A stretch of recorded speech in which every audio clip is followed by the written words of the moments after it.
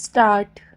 अध्यक्ष महोदय, मैं आशा करता हूँ कि इस सदन के लिए यह अंतिम अवसर होगा जबकि इस संविधान में इस आधार पर यह संशोधन करने का अवसर आया है। इसलिए मैं आशा करता हूँ कि इसकी जड़ में जाने के लिए हमारे सदन को और सरकार को एक हिम्मत होगी। हिम्मत की बात मैं इसलिए कह रहा हूँ कि हम में से अधिकांश लोग इसी समाज में आते हैं और हम जानते हैं कि जिनके हाथ में संपत्ति है उन्हीं के द्वारा यह अछूत और छूत का रोग फैला हुआ है।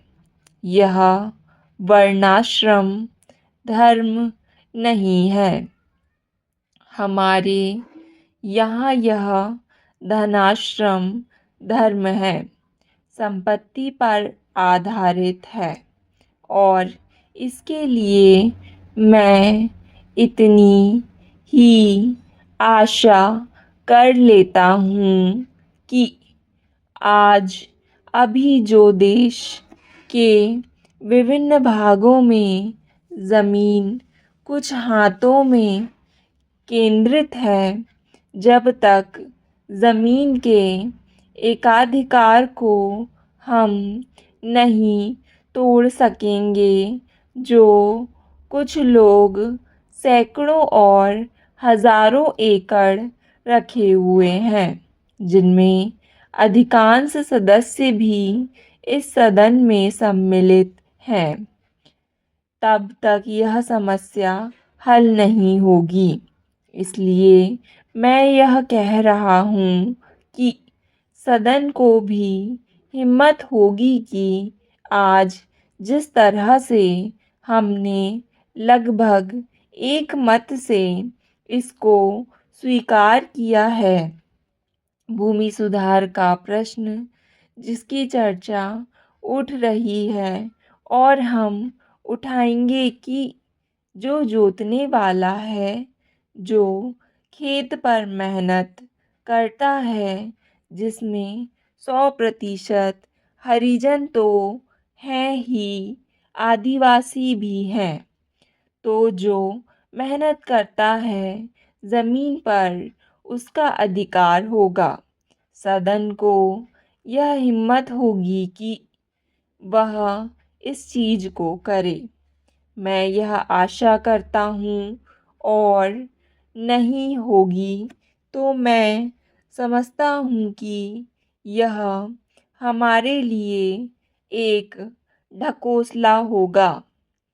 यही आग्रह मैं सभी लोगों से करता हूँ कि भूमि के प्रश्न को सुधारे बिना अछूतोद्धार नहीं होने वाला है और ना ही राष्ट्रीय उत्थान होने वाला है। मैं चाहता हूँ कि वह शांति से हो, इसलिए मैं यह आग्रह कर रहा हूँ। नहीं तो अशांति फूटेगी, लेकिन हम चाहते हैं कि शांति से हो।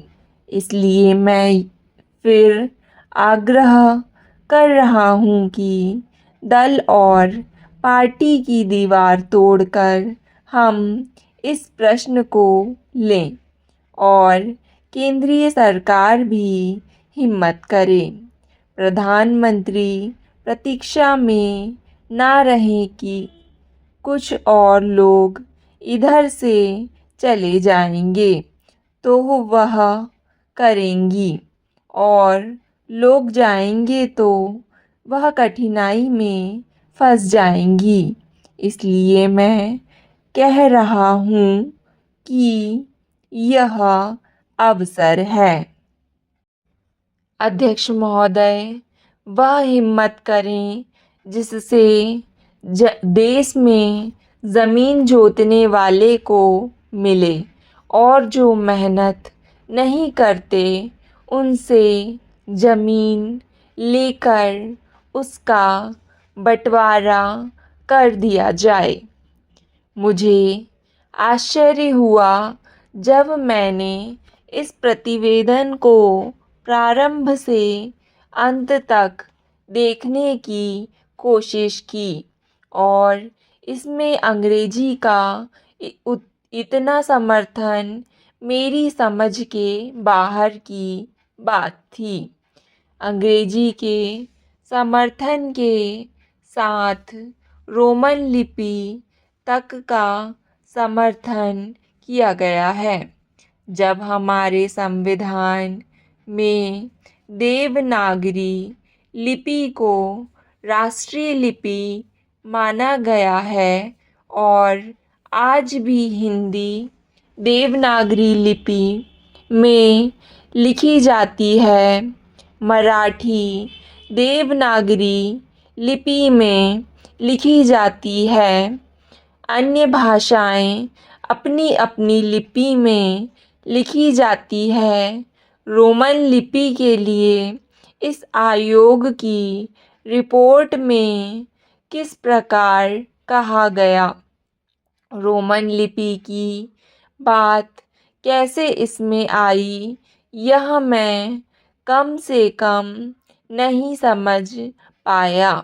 पर एक बात देखने योग्य है कि अंग्रेजी का इतना समर्थन होने के बाद भी और कई विदेशी विशेषज्ञ इस आयोग के सदस्य होने पर भी अंत में उन्होंने भी माना कि अंततो गत्वा शिक्षा का माध्यम प्रादेशिक भाषाएं होंगी। आयोग को यह भी मानना पड़ा कि अंग्रेजी के माध्यम रहने से देश की हानि हो रही है और संसार के किसी भी देश में ऐसी स्थिति नहीं है।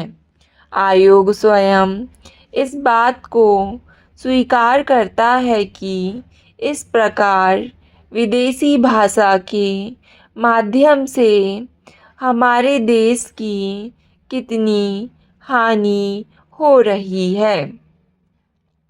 मैं त्रिसूत्री भाषा फॉर्मूले का समर्थक हूँ।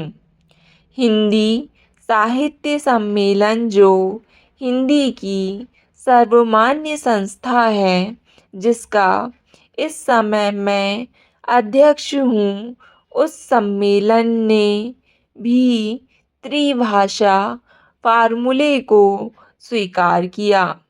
यद्यपि हम यह उचित समझते थे कि द्विभाषा फॉर्मूला रहता, एक मातृभाषा और दूसरी राष्ट्रभाषा, लेकिन हमें इस बात का भय था कि यदि द्विभाषा फॉर्मूला रहेगा तो मातृभाषा और अंग्रेजी रहेगी। इसलिए हमने विवश होकर प्रेम से नहीं, उत्साह से नहीं, बल्कि लाचार होकर त्रिभाषा फॉर्मूला स्वीकार किया कि मातृभाषा रहे, हिंदी रहे और तीसरी भाषा अंग्रेजी या कोई भी दूसरी भाषा रह सकती है। कहा जा सकता है कि हमारे यहाँ अभी स्नातकोत्तर पढ़ाई के लिए पर्याप्त साहित्य नहीं है। बड़ी गलत बात है यह। अभी सरकार के द्वारा भी कुछ महीने पहले यहाँ पर एक प्रदर्शनी हुई थी। उस प्रदर्शनी से यह बात स्पष्ट है कि हमारे यहाँ पर वैज्ञानिक और शास्त्रीय विषयों पर भी कम से कम हिंदी में पर्याप्त पुस्तकें हैं।